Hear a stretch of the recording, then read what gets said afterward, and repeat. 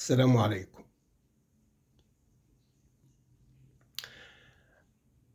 آه، اشتريت يا ولاد 10 بيضات. كويس. كرتونة البيض بكام؟ 130 جنيه. بجد أنا حاسس إن أنا بحلم. يعني في حاجة، أنا مش مصدق بجد اللي بيحصل ده يا جماعة والله. كرتونة بيض ب130 جنيه. ليه خير يعني؟ يعني أنا مش فاهم الحكاية دي. طبعا كنا بنجيب بالكرتونة زمان أيام العز بقى. دلوقتي بنجيب ال10 بيضات بالعافية، دول 9 معلش عشان في واحدة مكسورة، أصلها ناقصة يعني. فأنا دايما بحب أشارككم فرحتي، وعارف إنكم هتفرحوا لي إن أنا بشتري يعني الحاجات دي، بس طبعا زي ما قلت قبل كده ما يشتريش الحاجات دي غير الأغنياء فقط يعني. والعبد الفقير الله من أغنياء مصر الحمد لله. لأن طبعا زي ما قلت الفقراء ما يقدروش يشتروا الحاجات دي.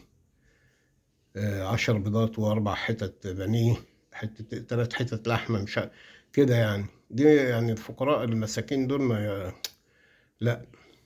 بس الأغنياء فقط هم اللي بيقدروا يجيبوا يعني الحاجات دي يعني. فطبعا العبد الفقير الله من أغنياء مصر الحمد لله، فبجيب بقى إيه الحاجات دي يعني. وعقبالكم يا رب إن شاء الله لما تبقوا من أغنياء مصر وتقدروا تجيبوا 3 بيضات وحتة بانيه وحتة لحمة كده يعني. إن شاء الله ربنا يكرمنا جميعا. ف يعني انا بس بحب اصور لكم الحاجات دي، لان انا ما كنتش مصدق من زمان ما بشتريش، وما كنتش اعرف الاسعار دي يعني انها وصلت للمهازل دي. دي مهازل اللي احنا عايشين فيها دي والله. مهازل. يا سيادة الرئيس، يا سيادة الرئيس والله احنا بنحبك والله، وانتخبناك وبندعمك على طول. والله قسما بالله بدافع عن سعادتك لأبعد ما تتخيل. ودايما كنت زي ما بقول الاكل ايه وبتاع إيه اللي الشعب شاغل نفسه بيه. بس كانوا لاقيين ياكلوا، الشعب كان لاقي ياكل شويه يعني اهو كانت ماشيه شويه. لكن دلوقتي يا سياده الرئيس والله فعلا طب الناس هتعمل ايه طيب؟ الناس مش هتاكل يعني؟ هو في حد يقدر يعيش من غير اكل؟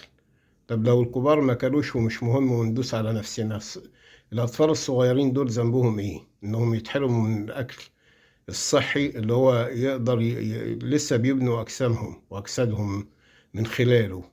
يعملوا إيه طيب؟ لما واحد أولاده يقولوا له عايزين مش عارف كذا، لا والله ما فيش، عايزين كذا ما فيش. والمشكلة زي ما قلت مش مشكلة لحمة وفراخ والكلام ده، احنا مش في رفاهية دلوقتي، ومحدش عايز لحمة وفراخ والله. لكن الناس عايزة تجيب الحاجات العادية، شوية عدس بتاعة زيت، بصل، ثوم، مش عارف، قوطة وهكذا. كل الحاجات دي بقت نار نار، بقت عبء على الفقير، عبء جدا. لأن زي ما قلت أي أكلة يفكر فيها دلوقتي الواحد تتكلف لها 100 جنيه. ده مش لحمة وفراخ طبعا، لحمة وفراخ ده تتكلف 500 جنيه يعني مثلا يعني. فربنا يرحمنا برحمته يا سيادة الرئيس. خلي بالك والله الفقراء كتير بقوا حتى الناس اللي كانوا عايشين عيشة معقولة زي ما قلت لسعادتك دلوقتي بقوا فقراء والله. وأنا عارف إنك بتحاول تعمل كل حاجة وبتعمل إنجازات دي مش هننكرها طبعا، لكن فعلا الحالة زادت عن الحد. لازم يكون في حل، لازم يكون في رقابة. والله الناس بتزود بأسعار غريبة في كل حاجة، ملهاش دعوة حتى بدولار. والدولار ده لازم يكون فيه حل. مفيش تعامل، مفيش حل ان احنا نتعامل بعملات تانية غير الدولار ده مثلا. يلا ربنا يوفقك ويوفق الجميع، ويرزق الشعب المصري بالرزق الكثير الحلال الطيب الكبير يعني يا رب، ويفرح الناس كلها. وشكرا لحضراتكم، والسلام عليكم ورحمة الله وبركاته.